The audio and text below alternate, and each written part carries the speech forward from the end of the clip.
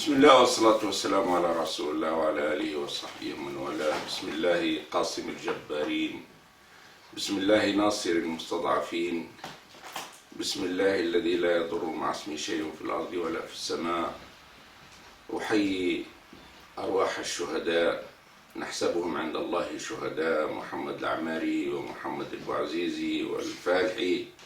نسأل الله أن يكتب أرواحهم في الشهداء وأن يثبتهم يوم اللقاء، وأن يفرغ صبرا على ذويهم. أن تدفع تونس اليوم ثمن حريتها هذا أمر طبيعي، وهذا أمر شرعي، وهذا أمر يحسب لهذا الشعب الذي طالما قالوا عنه بأنه شعب مسالم وأنه شعب خواف. اليوم تتحرك سيدي بوزيد كما تحركت بالأمس بن قردان، وكما تحركت قبلها أرديف ومنطقة المناجم، وتحرك المحرص، وتحركت جبنيانة وقرى وبوزيان ومناطق كثيرة من هذه البلاد الطيبة المباركة التي تتحرك اليوم لإثبات أنها هنا شعب حريص على حريته، أنها هنا شعب يدافع عن حقه في الحياة. النبي عليه الصلاة والسلام يقول: من مات دون ماله فهو شهيد.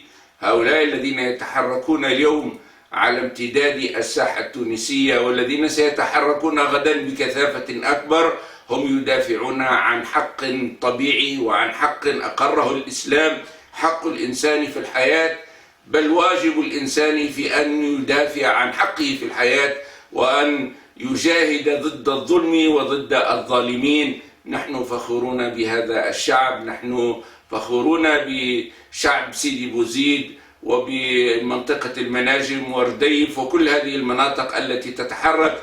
هذه الدماء التي سالت يتحمل إثمها وجريرتها النظام القائم الذي فقر الناس وسلب أقواتهم وسلب أرواحهم، وفي النهاية لم يعد لهم وهم يدافعون بأجسام معزولة، لم يهيئ لهم إلا الرصاص الحي يطلق عليهم. هذه جريمة لا شك أن من ألقى الأمر بإطلاق الرصاص هو المجرم الأكبر، وأن من نفذ شريكه في الجريمة.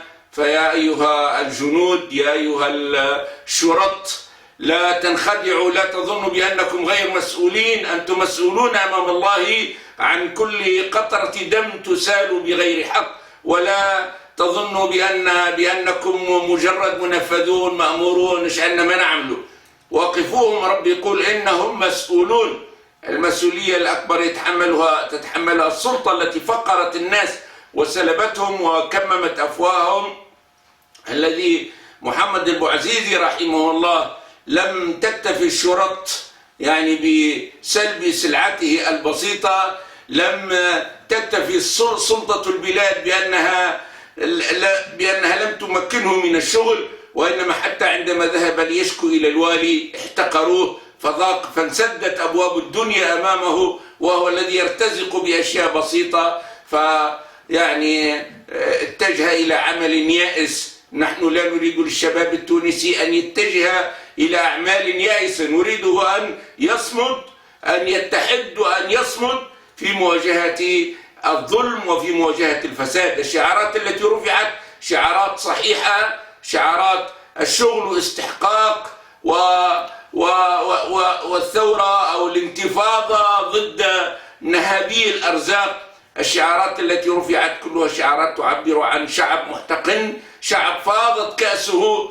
ولذلك مطلوب أن لا تترك سيدي بوزيد لوحدها كما تركت رديف ومنطقة المناجم لوحدها وبن قردان لوحدها، فالظلم شائع في هذه البلاد. ولذلك ينبغي لكل المظلومين أن يقفوا اليوم دعما وتضامنا بل دفاعا عن حريتهم، عن حقهم في الحياة، عن واجبهم الديني. فإذا لقوا الله سبحانه وتعالى برصاص الظالمين فالمجرم هو من أقدم على القتل، والضحية شهيد إن شاء الله. واجب أيضا على الفئات السياسية. نحن الجماعات السياسية، الأحزاب السياسية والجمعيات الحقوقية كلها تتحمل مسؤولية في أنها لم ترفع الصوت عاليا لإيقاف هذا الظلم، لم تتوحد. والواجب اليوم أن تتوحد كل القوى السياسية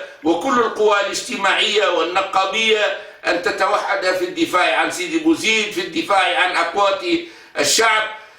الصحافة ينبغي أن تقوم بدورها الإلكترونية وغير الإلكترونية، ونحن نحيي الذين كسروا الحاجز الإعلامي من خلال استخدامهم للهاتف ومن خلال استخدامهم للإنترنت والفيسبوك. نحن نحيي الجزيرة، نحيي القوى الإعلامية الحديثة التي فكت الحصار عن شعب بوزيد وعن هذا الشعب المظلوم في كل أنحاء البلاد. نحيي الشعراء، نحيي أهل الفن الذين أصحاب القصائد في فن الراب مثل أغنية الله أكبر وما إلى ذلك. نحيي الشعراء مثل الفرحاوي والعوني وأمثالهم والقاسمي ممن حيوا شعب سيدي بوزيد وحيوا انتفاضة المظلومين في الرديف وانتفاضة المظلومين في بنقردان وفي المحرس وفي بوزيان وفي جمنة وفي كل أنحاء البلاد. نحن نعتبر أن أوروبا شريكة في هذه الجريمة بدعمها لهذا النموذج، ونحن ندعو الأحرار في أوروبا والجمعيات وفي العالم كله، في العالم العربي والإسلامي وفي أوروبا وفي العالم، ندعوهم إلى أن يقفوا مع المظلومين وأن يوقفوا دعم هذه السلطة الفاسدة، هذه السلطة التي لا تتردد في إطلاق الرصاص الحي على أناس لا جريمة لهم إلا أن يطلبوا حقهم في الخبز، حقهم في الحياة، حق طبيعي، حق شرعي. ندعو كل القوى إذن السياسية والاجتماعية إلى أن تتوحد حول مطالب الحرية، حول مطالب الشغل، حول وقف هذه المجزرة، وقف هذا الطغيان الذي فقر الناس وعبر عن أننا أمام نموذج الفاشل الذي نتحدث عن معجزة اقتصادية في تونس. يعني هذه أوهام،